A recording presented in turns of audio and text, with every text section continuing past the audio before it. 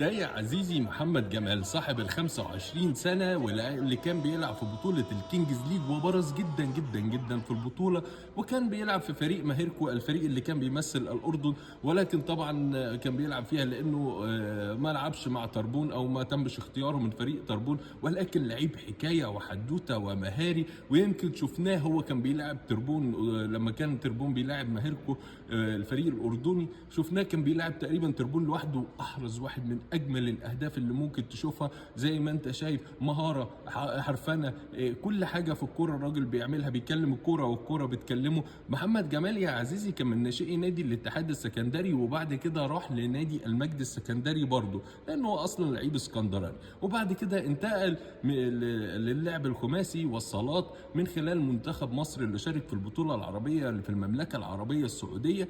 وطبعا ادى اداء جدي وكويس جدا ومبهر جدا، وكان دايما بيستدعى لمنتخب الصالات، وكان لاعب اساسي في منتخب الصالات المصري.